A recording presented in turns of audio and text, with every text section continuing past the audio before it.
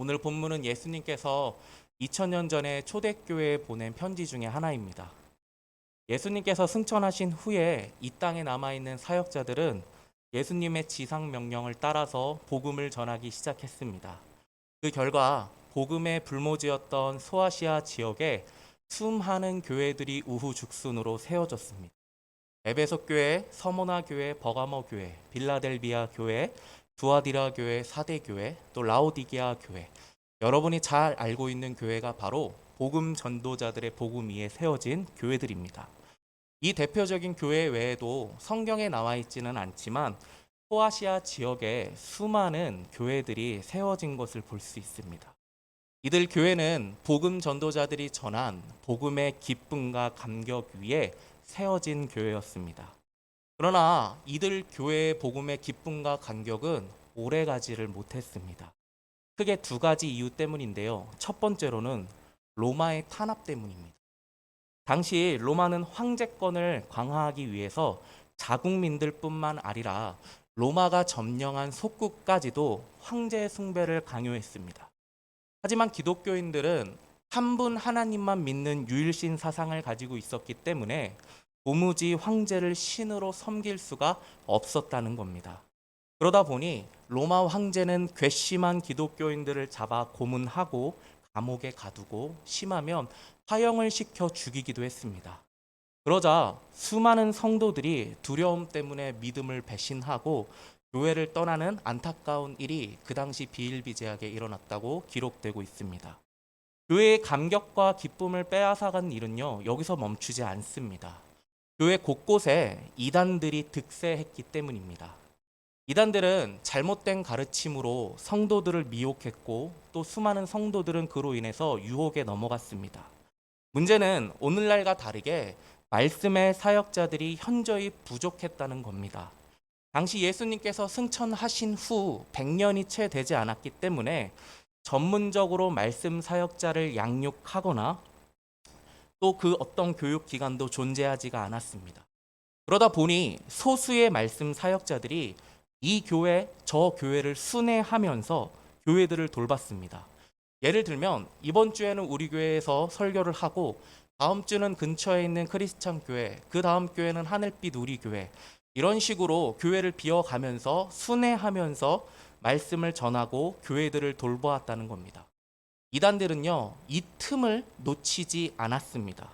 주로 이단들 중에는요, 언변이 화려한 말쟁이들이 굉장히 많았습니다.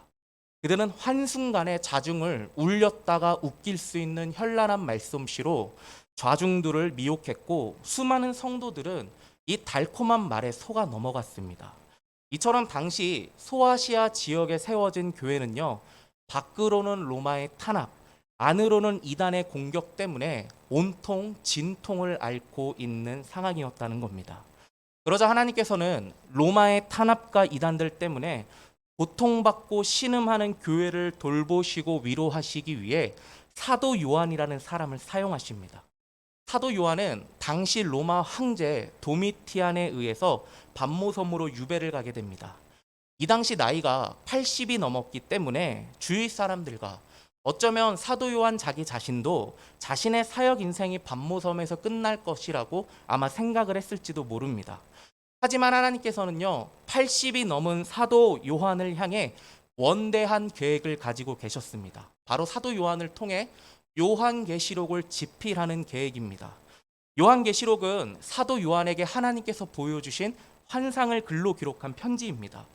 편지 앞부분을 살펴보면요, 7교회에게 쓴 편지와 뒷부분은 장차 이 땅 가운데 일어날 일들에 대해서 이 하나님의 역사에 대해서 기록하고 있는 것을 볼 수가 있습니다.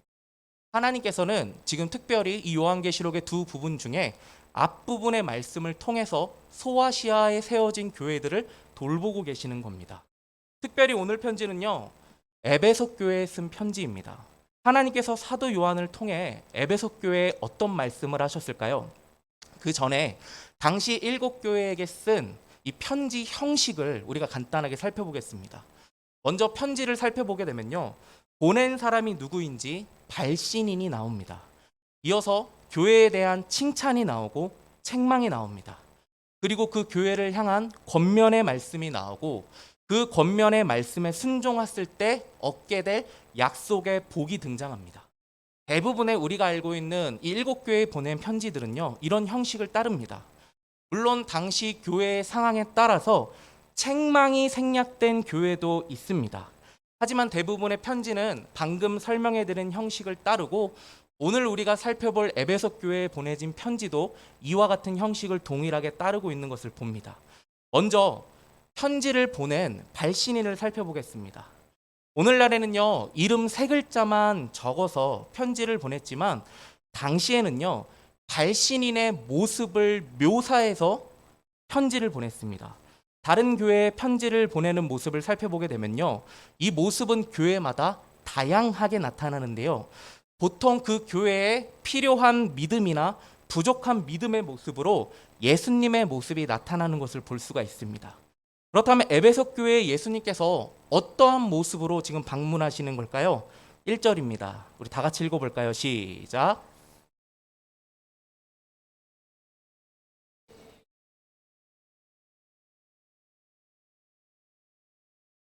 네, 예수님께서는요, 오른손에 7뼈를 붙잡으시고 7금촛대 사이를 다니시는 이의 모습으로 나타나셨습니다. 7뼈는 뭐고 7금촛대는 무엇일까요? 바로 전장인 요한계시록 1장 20절을 살펴보게 되면 알 수 있는데요, 제가 읽어드릴게요. 내 본 것은 내 오른손에 7별의 비밀과 7금촛대라. 7별은 7교회의 사자요, 7촛대는 7교회니라. 말씀에 따르면요, 이 7뼈는요 교회의 사자입니다. 교회의 사자는 무엇일까요? 당시 사자는요, 교회의 사역자들, 말씀을 맡은 자들을 가리킵니다. 그런데 계속해서 말씀을 살펴보게 되면요, 예수님께서 7별, 즉 말씀의 사역자들을 오른손으로 붙잡고 계신다는 겁니다. 여러분, 여기서 붙잡다라는 동사는요, 경찰이 범죄자를 잡아서 포승줄로 묶을 때 쓰는 동사와 같습니다. 경찰이 범죄자를 포승줄로 묶을 때 움직일 수 있도록 느슨하게 묶을까요? 아니면 강하게 묶을까요? 강하게 묶습니다. 움직이지 못하도록 꽉 묶는 것을 볼 수 있습니다. 마찬가지입니다.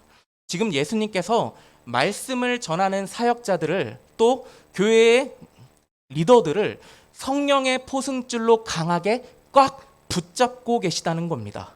성령의 능력을 말씀의 사역자들에게 부어주셔서 때마다 교회에 필요한 말씀을 담대하게 선포하게 하시고, 성령의 능력으로 그들이 지칠 때마다 다시 일어나게 하셔서 교회 가운데 예수 그리스도의 통치와 다스리심이 임하도록 예수님께서 지금 일하고 계시다는 겁니다. 그뿐만 아닙니다. 예수님께서는요, 금촛대 사이를 다니시는 모습으로 에베소 교회를 방문하셨습니다. 말씀에 따르면요, 금촛대는요 7교회를 의미합니다. 여러분, 여기서 다니다라는 동사는요, 현재 분사형으로 쓰였습니다. 이는 어떤 의미를 가지고 있냐면요, 예수님께서 단 한 번 교회에 방문하셨다는 단회적인 사건을 말씀하고 있는 것이 아니라 예수님께서 수시로 그 교회에 머물다 싶을 정도로 직접적으로 방문하셔서 그 교회를 친히 다스리시고 통치하고 계시다는 사실을 지금 말씀해 주고 있는 겁니다. 그래서 그리스도의 직접적인 통치가 교회 가운데 일어나도록 지금 예수님께서 일하고 계시다는 겁니다. 여러분, 이 예수님의 방문하는 모습은요, 당시 에베소 교회 성도들에게 엄청난 위로가 되었습니다. 왜 그렇습니까? 에베소 교회는요, 다른 어떤 교회들보다 이단과의 싸움이 굉장히 치열했습니다. 그들은 진리를 수호하기 위해 이 악물고 이단들과 싸웠습니다. 자신들이 물러서면 교회는 끝이라는 생각을 가지고 사력을 다해 에베소 교회 성도들은 싸웠다는 겁니다. 그러다 보니 에베소 교회 성도들은요, 오랜 시간 이단과의 싸움 때문에 지치고 또 지쳐 있었습니다. 더 이상 버티고 견딜 힘이 없음에도 불구하고 자기가 우리 교회가 여기서 무너지면 끝이라는 생각 때문에 물러서지도 못하고 지금 간신히 오늘 본문의 에베소 교회 성도들은 버티고 있다는 겁니다. 그런데 그때 사도 요한의 편지가 들려옵니다. 에베소 교회 사자에게 편지하기를 오른손에 7뼈를 붙잡고 7금초대 사이에 다니시는 이가 가라사대. 그들은 이 편지의 내용을 듣고 위로와 힘을 얻었을 수밖에 없습니다. 왜 그렇습니까? 우리만의 이단과의 치열한 싸움인 줄 알았는데 예수님께서 말씀의 사역자들을 붙잡고 계실 뿐만 아니라 친히 그 전쟁터 가운데 임재하셔서 가장 선봉에서 싸우고 계시다는 그 사실을 오늘 방문하시는 그 예수님의 모습을 통해 그들이 새삼 깨달았기 때문입니다. 이단과의 싸움에 지쳐 쓰러지기 직전인 말씀의 사역자들을 결코 놓치지 않으시고 끝까지 붙잡고 계시는 예수 그리스도의 손, 교회 문턱이 닳도록 찾아오셔서, 아니 머물다시피 상주하셔서 이단과의 치열한 싸움을 직접 주도하시고 이끌고 계시는 예수 그리스도를 다시 한번 그들이 오늘 편지를 통해서 새삼 다시 한번 깨달았기 때문입니다. 그들은 교회를 지키고 보호하시는 예수 그리스도의 열심을 받습니다. 그리고 이 열심이 에베소 교회 성도들의 마음 가운데 들어왔습니다. 이 예수 그리스도의 열심이 지쳐 쓰러진 에베소 교회 성도들을 다시금 한번 일어나게 했다는 겁니다. 이 예수 그리스도의 열심이 식을 대로 식은 에베소 교회의 심장을 다시 뛰게 만들었다는 겁니다. 여러분, 교회가 망할 수 없는 이유가 어디에 있을까요? 능력 있는 사역자들이 있기 때문일까요? 기도가 뜨겁기 때문일까요? 예배가 살아있기 때문일까요? 재력 있는 성도가 많기 때문입니까? 아닙니다. 교회가 도무지 망할 수 없는 이유는 지금도 지치지 않으시고 교회를 돌보고 계시는 예수 그리스도의 열심이 있기 때문입니다. 이 그리스도의 열심이 말씀의 사역자들이 쓰러지지 않도록, 아니 쓰러져도 다시 일어날 수 있도록 강한 오른팔로 지금 이 순간에도 붙잡고 계시고 교회 문턱이 닳도록 교회에 찾아오셔서 직접 교회를 사랑으로, 공의로, 은혜로 다스리고 계시기 때문에 교회의 생명은 결코 꺼질 수가 없다는 겁니다. 여러분, 오늘 이 밤에 우리가 무엇을 바라봐야 할까요? 코로나 때문에 텅 빈 교회의 좌석 수일까요? 코로나 때문에 예배가 끊어진 구역원과 우리 다음 세대 자녀들일까요? 교회를 코로나 확산의 주범이라며 손가락질하는 세상일까요? 아닙니다. 우리가 이 밤에, 또 하나님께서 우리가 이 밤에 바라보기를 원하는 것은 바로 예수 그리스도인 줄로 믿습니다. 여전히 열악한 환경 속에서도 이 땅의 교회를 포기하지 않으시고 말씀의 사역자들을 붙잡고 계시는 예수 그리스도의 오른손, 교회의 문턱이 닳도록 교회 가운데 임재하셔서 교회를 지금 이 순간에도 돌보고 계시는 예수 그리스도의 발입니다. 우리가 예수 그리스도의 열심을 믿음으로 바라보고, 그래서 그 그리스도의 열심이 우리 마음속에 들어올 때 우리는 잃어버린 주의 교회를 향한 마음을 다시 회복할 수 있습니다. 근심과 염려의 마음이 아니라 장차 교회의 영광을 다시 회복하실 소망과 기대의 마음으로 우리가 교회를 섬기고 교회를 위해서 기도할 수 있습니다. 여러분, 또 예배가 언제 온라인으로 전환될 줄 모릅니다. 다음 세대 아이들의 영적인 상황을 여러분들이 모르셔서 잘 모르시겠지만 저는 고등부를 맡고 있는데 코로나로 인해서 얼마나 아이들이 영적으로 가라앉아 있는 줄 모릅니다. 또 어쩌면 세상은요, 이전보다 더 교회를 향해 부정적인 기사를 쏟아낼지도 모릅니다. 그러나 우리는 더 이상 근심하거나 염려하지 않습니다. 왜 그렇습니까? 예수 그리스도께서 과거에도, 그리고 지금 이 순간에도, 장차 앞으로도 당신의 최고의 열심으로 교회를 지키시고 돌보시기 때문입니다. 바라기는 우리 주님과 함께 발맞춰서 잃어버린 교회의 영광이 회복될 것을 소망하는 마음으로 주님의 몸된 교회를 섬기시는 우리 귀한 성도님들 되시길 주님의 이름으로 축복합니다. 이어서 우리가 살펴볼 편지의 내용은 칭찬입니다. 2절에서 3절입니다. 제가 읽어드리겠습니다. 내가 내 행위와 수고와 내 인내를 알고 또 악한 자들을 용납지 아니한 것과 자칭 사도라 하되 아닌 자들을 시험하여 그 거짓된 것을 내가 드러낸 것과 또 내가 참고 내 이름을 위하여 견디고 게으르지 아니한 것을 아노라. 아멘. 우리가 방금 읽은 이 2절에서 3절의 말씀을 살펴보게 되면요, 예수님께서 에베소 교회의 이 수고를 굉장히 상세하게 기억하시고 칭찬하시는 것을 알 수 있습니다. 예수님께서는 단순히 내 행위를 안다 이렇게 딱 말하고 넘어가지 않으셨습니다. 예수님께서는요, 선한 사업을 위해 땀 흘리며 수고한 에베소 교회의 성도들의 행위를 칭찬하셨습니다. 또 진리를 지키기 위해서 거짓 가르침이나 거짓 교사를 물리친 에베소 교 성도들의 수고를 칭찬하셨습니다. 또 로마의 탄압 속에서도 신앙을 포기지 않고 핍박을 견뎌낸 성도들의 인내를 상세히 언급하시면서 지금 칭찬하신 것을 볼 수 있습니다. 편지를 통해서 이 예수님의 상세한 칭찬을 들은 에베소 교회 성도들의 마음이 어떠했을까요? 굉장히 황홀했을 거라고 생각합니다. 한없는 위로를 느꼈을 거라고 생각을 합니다. 그래서 저는 이 말씀을요, 제 자신에게 한번 적용을 해봤습니다. 나중에 우리 모두 다 예수님 앞에 서게 될 텐데, 그때 예수님께서 딱 저를 보시고 한 목사 수고했어, 이렇게 딱 무미건조하게 말씀하시고 끝나시지 않으신다는 겁니다. 한 목사, 내가 네 성격 아는데 그 못된 성격 다 누르고 고등부 애들 살리려고 내가 영혼 품는 거, 안간힘 쓰는 거 내가 봤어. 카톡 문자 전화 다 씹혀도 어떻게든 예배 한번 애들 드리게 하려고 애쓰는 거 내가 다 봤어. 아이들하고 친해지려고 평소에 하지도 않는 게임하러 PC방 가서 고생한 거 내가 다 봤어. 정말 고생했어. 수고했어. 고마워. 설교를 쓰면서 머릿속으로 상상만 했을 뿐인데 너무나 큰 집채만한 파도와 같은 위로가 제 마음속에 밀려오는 것을 제가 경험을 했습니다. 여러분, 우리 주님은요, 내가 주의 이름을 위해서 나를 드리며 헌신한 그 작은 것까지도 놓지 않고 기억하시는 분인 줄로 믿습니다. 아무도 알아주진 않지만 그날 우리 주님은 다 기억하시고 여러분들의 헌신과 애씀과 그 모든 것들을 구구절절히 상세하게 칭찬해 주시겠다는 겁니다. 저만 이 말씀을 적용하고 끝나야 될까요? 아닙니다. 여기 앉아 계시는 분들도 이 말씀을 각자 삶 속에서 적용하는 은혜를 누리기를 원합니다. 주를 위해 드린 작은 것 하나까지도 전부 다 기억하시고 진심으로 칭찬을 받는 모습을 좀 상상을 해보기를 원합니다. 힘이 나지 않겠습니까? 위로가 우리 마음속에 몰려오지 않겠습니까?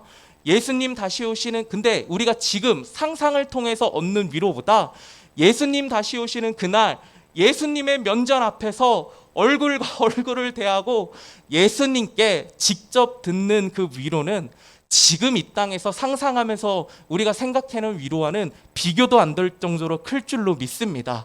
그날 예수님의 풍성한 칭찬과 위로를 기억하며 하루하루를 우리 주님을 위해서 드리는 우리 귀한 성도님들 되시길 주님의 이름으로 축복합니다. 그러나 이렇게 칭찬받은 에베소 교회라 할지라도 예수님의 책망은 피해갈 수가 없었습니다. 4절입니다. 그러나 너를 책망할 것이 있나니 너의 처음 사랑을 버렸느니라. 에베소 교회가 처음 사랑을 버렸다는 말은 무슨 말일까요? 처음에 에베소 교회 성도들이 이단과 싸웠던 이유를 살펴보면 그 답을 알 수 있습니다. 에베소 교회 성도들이 이단과 치열하게 싸웠던 이유는요, 사랑입니다. 무슨 사랑입니까? 나 같은 죄인 위해서 하나뿐인 아들 십자가에 내어주신 그 하나님의 사랑과 십자가 위에서 살찢고 피 흘리심으로 모든 물과 피를 쏟아서 나를 구원하여 주신 그 성자 되시는 예수 그리스도의 사랑입니다. 그런데 에베소 교회 성도들이 이단과 싸우고 이단을 비판하고 정죄하고 치열한 싸움을 진행하는 그 과정 가운데 그만 처음 사랑을 잃어버렸다는 겁니다. 그래서 지금 예수님께서 에베소 교회 성도들에게 너희가 처음 사랑을 잃어버렸다라고 책망하고 계시는 겁니다. 여러분, 생각하기에 따라서 처음 사랑을 잃어버린 거는요, 별거 아니라고 생각을 할 수 있습니다. 그러나 여러분, 오늘 본문을 살펴보게 되면요, 이 처음 사랑을 잃어버린 건 예수님께서 보시기에 결코 별거 아닌 일이 아닙니다. 5절입니다. 우리 다 같이 한 목소리를 읽어볼까요? 시작.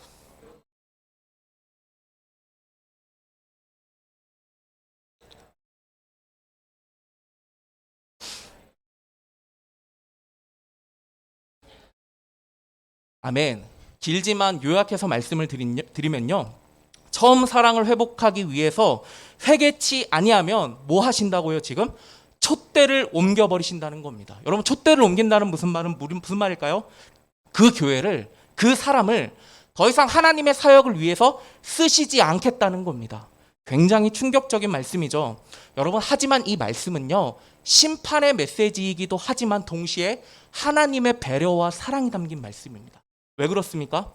우리가 하나님께 대한 처음 사랑을 잃어버렸을 때 우리에게 나타나는 영적인 현상들이 무엇입니까? 내게 맡겨진 사명이 짐으로 느껴집니다. 부담스럽게 느껴집니다. 감당하면서도 마음속에 기쁨보다는 그만두고 싶은 마음이 굴뚝처럼 차오릅니다. 여러분, 이러한 상황 속에서 교육자한테 전화가 옵니다. 교회에 이런 행사를 진행하게 됐는데 이런 새로운 사역을 좀 맡겨주세요. 듣는 그 순간부터 피곤함을 느낍니다. 여러분, 이런 마음 가운데 기쁨이 있겠습니까? 없습니다. 오히려 섬기면 섬길수록요, 하나님의 평안으로 마음이 가득 차기는커녕 점점 영혼은 삭막해져 가고 피폐해져 간다는 겁니다. 하나님께서는요, 이 영적인 원리를 너무나도 잘 알고 계십니다. 그래서 그 사람의 영혼이 더 망가지기 전에 그 사람에게서 촛대를 옮겨버리신다는 겁니다. 여기 앉아 계신 성도님들은 지금 마음속에 첫사랑, 그 예수 그리스도의 처음 사랑을 지키고 계십니까? 나를 위해 만왕의 왕이신 예수께서 낮고 천한 말구 위에 누우셨다. 창조주이신 예수님께서 사람이 되셨다. 하나님이신 예수께서 나를 위해 살찢고 피 흘리셨다. 이 단순한 진리 속에 담긴 하나님의 사랑이 여전히 여러분의 마음을 강타하고 있습니까? 그렇지 않고 이 진리가 무미건조하게 들린다면 우리는 처음 사랑을 잃어버렸을 가능성이 굉장히 큽니다. 그렇게 되면 아무리 교회를 많이 한다 할지라도, 주님을 위해 물질을 드리고 시간을 드리고 헌신을 드린다 할지라도 내 영혼이 살찌고 기쁘기는커녕 점점 피폐해져 가고 망가져 간다는 겁니다. 그래서 예수님께서는 우리의 영혼이 더 망가지기 전에, 번아웃 되기 전에 촛대를 옮겨버리신다는 겁니다. 그러나 우리가 기억해야 될 점이 하나 있습니다. 촛대를 옮기시는 그 일은 우리에게 배려와 사랑이면서 동시에 처음 사랑을 지키지 못한 우리에게 내려진 징계임을 우리가 기억해야 한다는 겁니다. 여러분, 한 번뿐인 인생, 영광스러운 하나님 나라 사역에 동참하지 못하고 구경꾼으로 살아가는 인생이 복된 인생이라고 할 수 있겠습니까? 주일날 간신히 예배 드리면서 살아가는 썬데이 크리스찬의 그 삶을 우리가 복된 인생이라고 할 수 있겠습니까? 우리의 인생, 한 번뿐인 그 인생, 하나님 나라의 영광을 위해서 쓰임 받을 때 가장 가치 있고 복된 인생인 줄로 믿습니다. 그래서 예수님께서는요, 이 가치 있고 복된 인생을 우리로 하여금 살게 하기 위해서 5절과 같이 말씀하십니다. 우리 다 같이 한 목소리를 읽어볼까요? 시작.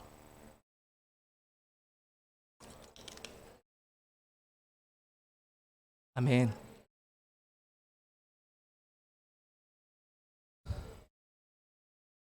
네, 지금 한마디로 예수님께서 어떠한 처방전을 내리시고 계시는 거죠? 회개하라는 겁니다. 그런데 그냥 회개하라는 것이 아니라 철저하게 회개하라는 겁니다. 내가 왜, 무엇 때문에, 어디서 이 처음 사랑을 잃어버렸는지를 생각하고 그 자리에서부터 회개하라는 겁니다.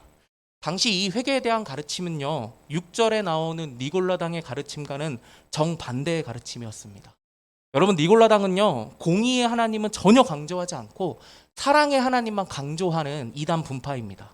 하나님은 사랑이시기 때문에 우리가 어떤 죄를 지어도 하나님께 회개할 필요도 없다는 겁니다. 더 나아가서 성경에 기록된 율법이나 또 계명을 지킬 필요가 없다고 이 니골라당은 그렇게 주장을 합니다. 그 결과 에베소 지옥에 어떤 일이 일어나는 줄 아십니까? 각종 우상 숭배와 음탕과 부도덕한 모습이 만연한 것을 볼 수 있습니다. 그런데 정말로 마음이 아픈 건 그럼에도 그들은 그 어떤 양심의 찔림과 죄책감조차 느끼지 못했다는 겁니다. 그런데 오늘 예수님께서는요, 이런 에베소 교회 성도들에게 말씀하십니다. 6절입니다. 오직 내게 이것이 있으니 내가 니골라당의 행위를 미워하는도다. 나도 이것을 미워하노라. 예수님께서는요, 하나님의 사랑만 강조하고 죄의 끔찍함이나 죄의 비참함은 전혀 가볍게 여기는 이 니골라당의 행위를 미워한다고 분명히 말씀하셨습니다. 그리고 말씀하십니다. 5절입니다. 그러므로 어디서 떨어진 것을 생각하고 회개하여 처음 행위를 가지라. 내가 왜, 무엇 때문에, 어디서 떨어졌는지를 생각을 하면서까지 철저하게 회개를 하라는 겁니다. 여러분 여기서 회개하다라는 동사는요, 단순히 감정적으로 미안함을 느끼는 정도, 뉘우침을 느끼는 정도의 지금 회개를 말하고 있지 않습니다. 감정의 변화를 넘어서 행동의 변화까지 일으키는 철저한 회개, 깊은 회개를 지금 예수님께서 에베소 교회 성도들에게 주문하고 계신다는 겁니다. 여러분, 그런데 참으로 안타까운 것이 무엇인지 아십니까? 이 땅의 교회들이요, 이 에베소 교회에 보낸 이 회개, 이 철저한 회개의 메시지, 이 주님의 철저한 회개의 메시지를요, 무겁게 듣고 있지 않다는 겁니다.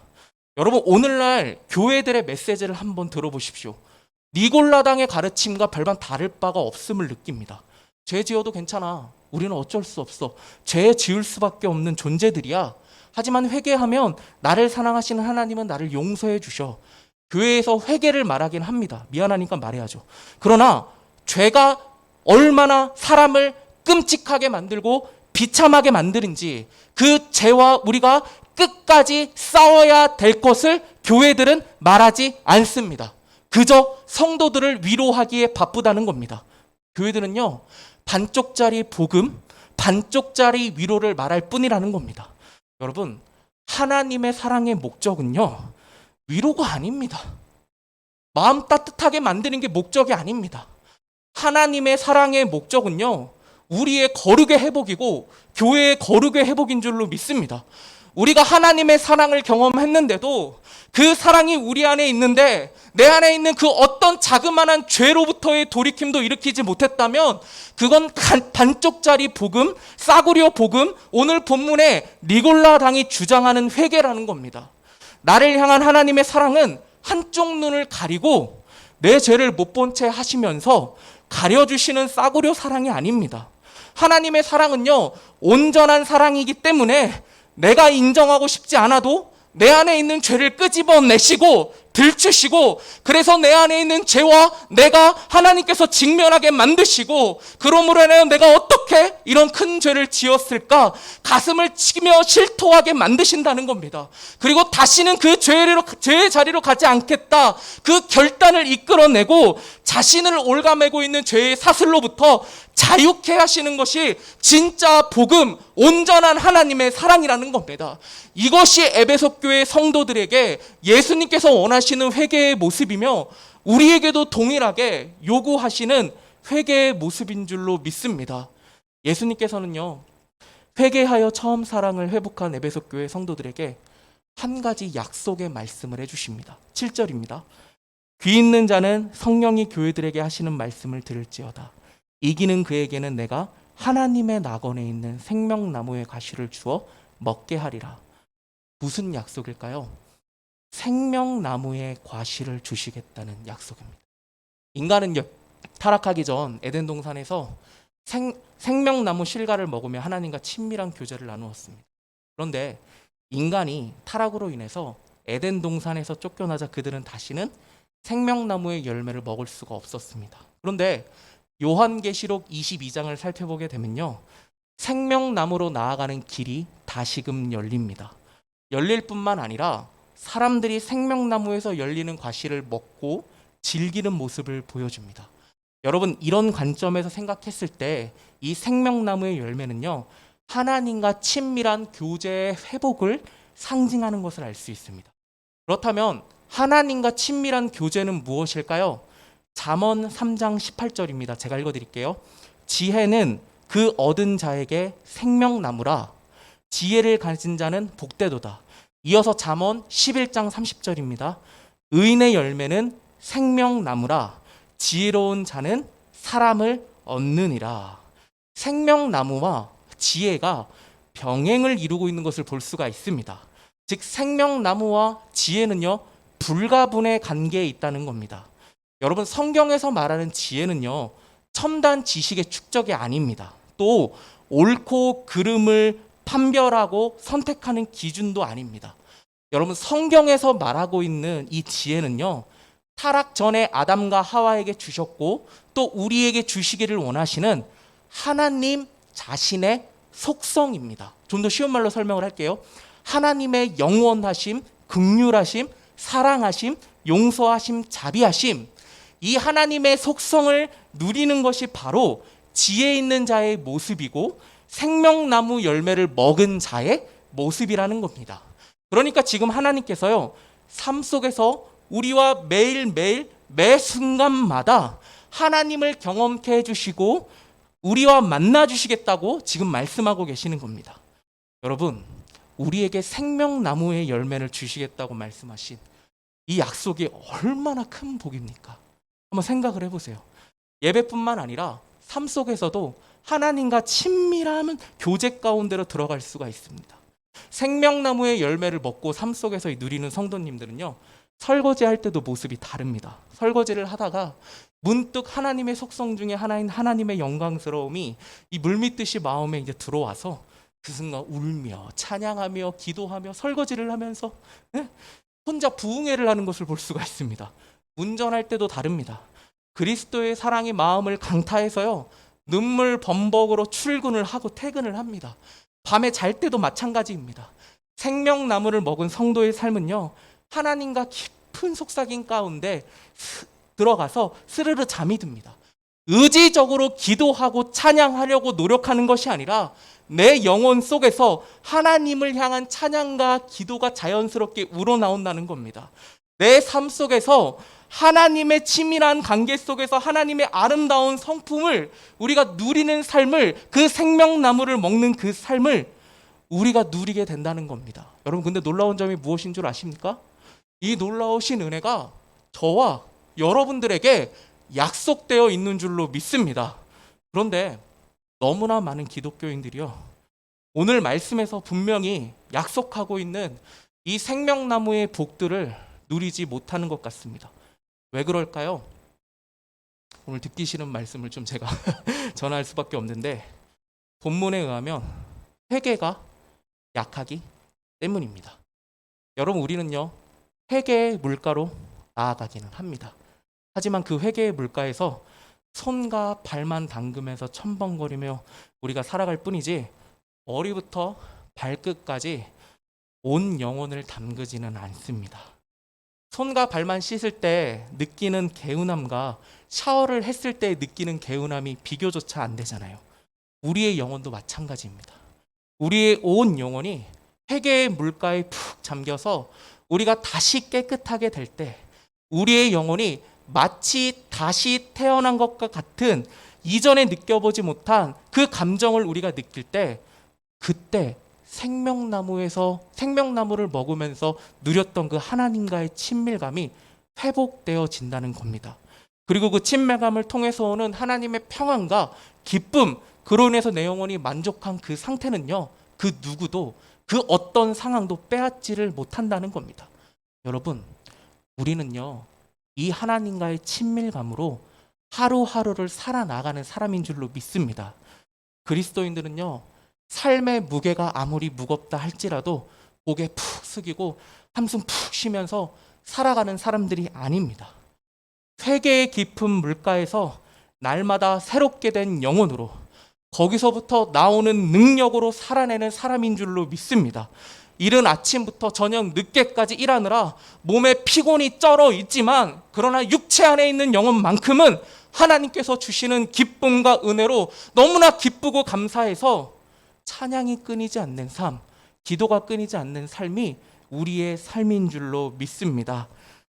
말씀을 맺겠습니다. 여러분, 이런 생명나무 열매를 먹는 삶을 누리고 싶지 않으십니까? 그렇다면 이 시간 성령님께 간절히 간구하며 나아가기를 원합니다. 성령님, 내가 어디서 왜 무엇 때문에 처음 사랑에서 떨어졌는지 그 죄의 자리를 떠올려 주시옵소서. 그 죄의 자리에서 그리스도의 사랑으로 다시 한번 일어나게 하여 주시옵소서. 회개의 깊은 물가에 머리부터 발끝까지 잠기게 하시고, 그리하여 주님께서 약속하신 생명나무의 열매를 맛보는 삶을 누리게 하여 주시옵소서. 바라기는 오늘 이 저녁에 이 은혜를 누리시는 우리 성도님들 되시길 주님의 이름으로 축복합니다.